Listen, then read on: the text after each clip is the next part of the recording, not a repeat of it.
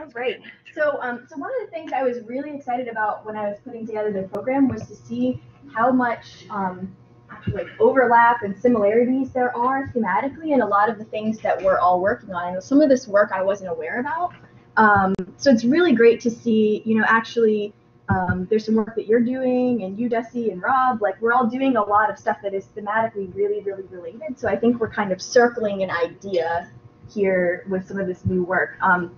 And so what I'm going to talk about is the idea that, very similar to exactly what Andreas was saying about this idea of complementary patterns of dominance and submission, that we can understand the stratification system in much this way, right? And that identities group, I came about it in a slightly different way, but looking at how race, class, gender, sexuality, identities cluster together into characteristic patterns of meaning that then influence what types of systematic regularities we see in behavior and emotional experience for different groups. So I came to this kind of idea in a slightly different way. So as a lot of you know, I was a visiting professor at Mount Holyoke College for a couple of years before I came to Dartmouth. And most of my students there were really highly familiar with Black feminist theory, and they had taken courses in women and gender studies. And so it was really common when I was talking to them about symbolic interactionism, when I was talking to them about affect control theory, that the very first connections that they started to make were to feminist theory and feminist epistemology, and how do we bring these two sets of things together? And the more that I familiarized myself with that literature and had answered their questions and had these types of conversations with them, the more I started to see how we can use ACT and apply it to much bigger patterns of the reproduction of inequality than some of our work has focused on. So in a much more macro kind of bird's eye view level of analysis. And so that's one of the things that I set out to do with this research, was just sort of in an exploratory way to understand whether or not there are any irregularities to this and how they might contribute to the reproduction of inequality in society, actually. So some of the kind of ideas from Black feminist theory that were in my mind as I started this research is the idea of intersectionality. And Patricia Hill Collins talks about intersectionality as interlocking systems of privilege and oppression. So the idea here is not necessarily that race, class, gender, etc. Axes operate in the same way on people's interactions, but simply that we can think of each of these as just one dimension of a larger matrix of domination, dominance and submission, right? And this is an idea that's been repeated and repeated throughout feminist theory. Bell Hooks in 1989 says these systems are interlocking because they have common ideological foundations, a belief in domination, a belief in the notions of superior and inferior, right? So this is exactly the kind of argument that you're making in your work.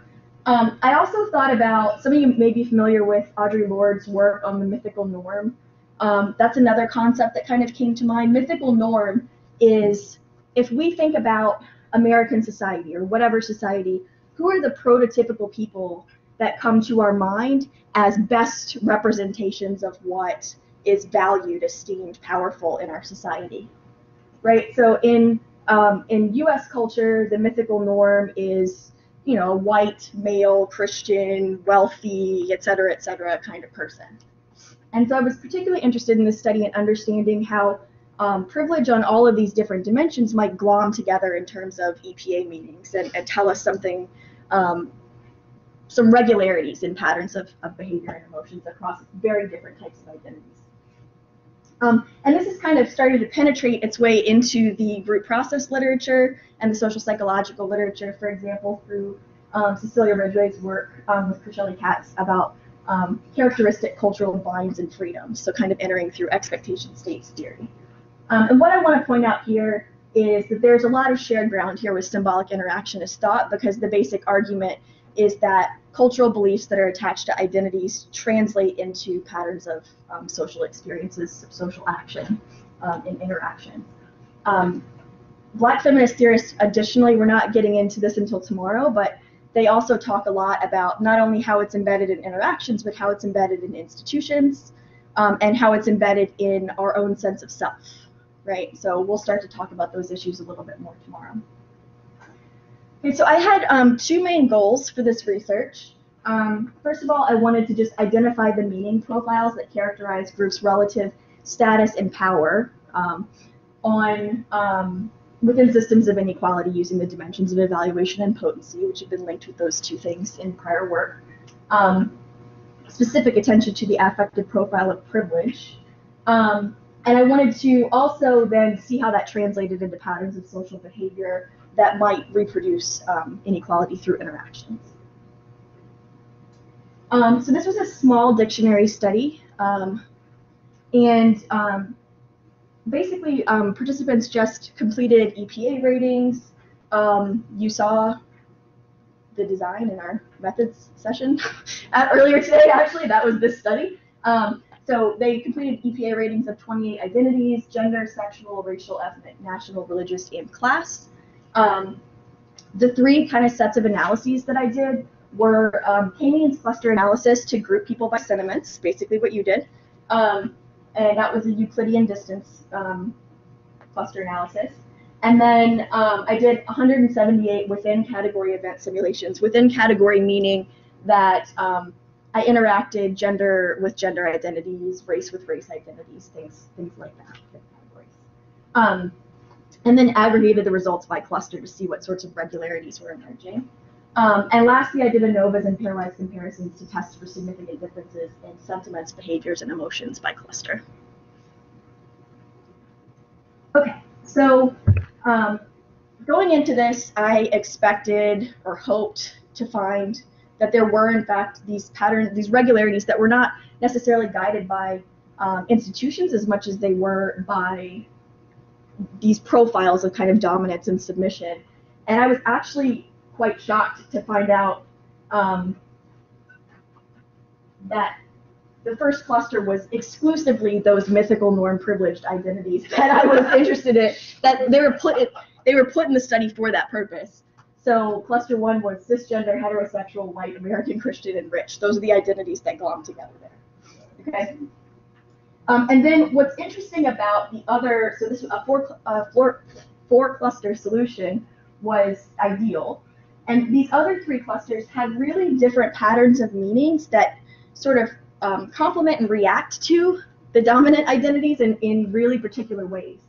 And so when you actually look at the member groups, it's kind of intuitive. You can see like how this actually happens in day-to-day encounters. So we have this second group that is still positive in potency, so they're not as dominant, but they're lingering behind these dominant groups.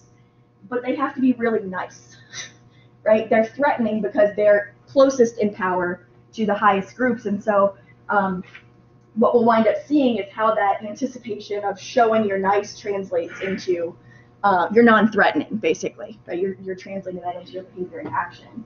And then for these lower potency groups, you know, these are really map nicely onto sort of the levels of power that we would see in a stratification study that we would attribute to different types of groups. In terms of evaluation, you'll notice that these are juxtaposed, right? So something I find that's different from what you're talking about is that actually being powerful makes people in this category are still seen as positive in evaluation. So it is E plus P plus A plus. That is true, but they are far less good than any of the other groups in the study. So what's actually happening, they're good, we're all good, right? That's basically what's happening here. But they are the least nice of everybody. And so that becomes really important because, as we'll see in a minute, this turns into a mechanism that winds up making cluster one people stay with cluster one people, and these people stay away from them, right? So it creates this interesting separation of groups and in-group interactions and things like that. Okay, so here's just a little diagram of what the cluster analysis plot actually looked like. So you can kind of see this spread, and I think this is in your program as well, but you can kind of see, you know, the low the low potency groups here, the highest potency groups here, and the spread across evaluation. All right, my second analysis was to look at how these things translate into behavior, right? So there was a significant relationship, as you would probably expect since we do these simulations all the time, between the cultural sentiments that were attached to these groups and our expectations about social behavior. This is like a pattern that kind of jumped off the page to me, and I found this over and over across my analyses, that basically something different is happening with the privileged people. We kind of already know this, right? So you can kind of notice everybody else has this V shape, and they have this consummate V thing happening, right? So, you know, by and large, the differences in evaluation and activity aren't as tremendous, although they are significant, they are there. But we have these massive differences in potency across groups that become a really important guiding force for behavior and emotion. So, you know, the implication of that is that powerful people act powerfully, and when you act toward them, you should be submissive, right?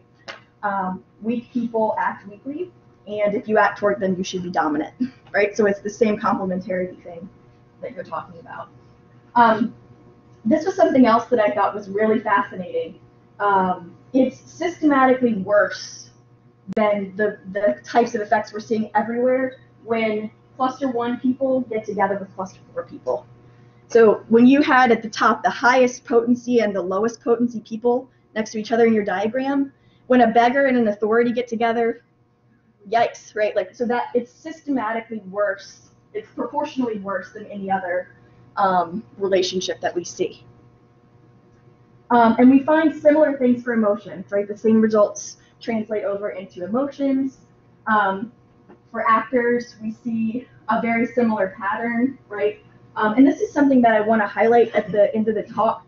You kind of mentioned in your keynote about emotions and how, you know, we're mostly focused on valence, but there's other stuff happening. One of the things that really happens when we start thinking about this in a stratification kind of way, and we'll see if this comes out in your research. I don't know if potency is as important in your research as well, but emotional potency is like a really important mechanism here, and we have no concepts in this portion of the space because it's not negative. So the only people that have really studied powerful emotions have studied negative powerful and negative powerless emotions. We're in a world where all of us with these social identities, they're going to be evaluated neutral to positive. So we don't have these positive powerful, positive powerless identities. The closest thing that was coming up in these emotion simulations was awestruck. Awestruck used to be the worst emotion. So, you know, so there's nothing really in our dictionaries to describe this stuff, and I really think that's a great future direction for us to just figure out what is happening in this portion of the emotion space. Again, the actor by object evaluation, actor by object cluster interaction shows us something crazy is going on when anybody interacts with cluster 1, but especially when cluster 1 and cluster 4 are coming together, right? Negative emotions abound. Very similar things with object emotions, it's just flipped on its head, right? You expect powerful people to experience powerful emotions, and to, when they're on the receiving end of deference, of submission, no, of dominance, they just feel more negatively. And again, you know, the same pattern recurs across all the findings. So just to kind of summarize, because I know this is a lot to digest in a 15-minute presentation, I identified 4 characteristic meaning profiles that have different levels of status and power as represented by evaluation and potency. I did find that privileged groups clustered together kind of in line with the mythical norm idea of Audre Lorde. This cluster was highest in power and lowest in status. As we would kind of expect from the typical simulation results, high status actors are expected to behave nicely, high status objects to be treated nicely. The reverse is true for low status. I found this particularly interesting, the fact that groups that were closest in power to privileged groups had to act extra nice because they're in dangerous territory in terms of these systems. Similarly, powerful actors are expected to act most assertively, powerful objects to be treated with deference, and uniquely powerful acts are expected when the most and the least powerful come together. This also translates to emotions. So high status actors and objects experience the most positive emotions, especially when they surround themselves with other high status people. High power actors and objects experience the most potent emotions, but this is opposite. They experience the most potent emotions when they hang out with weak people, right? Again, objects experience uniquely powerless emotions in interactions with privileged actors. And this is really key. Interactions between privileged groups and those in other clusters produce less positive emotions for everybody involved. Everybody. It's bad for everybody. Privileged actors feel worse when they hang out with other people that aren't in their in-group, right? Non-cluster 1 people. Everybody in every other category feels worse when they hang out with privileged people because they're bad. They're worse than everybody else, right? So they're not bad by the standards of society because they're north of neutral, right? But they're still so far below the other groups that produces less incentive, basically, to engage in interactions with those people. So this is one way, we talk a lot about homophily and, things that keep people together and keep people apart in society. So this is one, ACT-based mechanism that might explain some of why that's happening. So I mentioned already, power is manifested in emotions. I think that's something we really need to learn more about.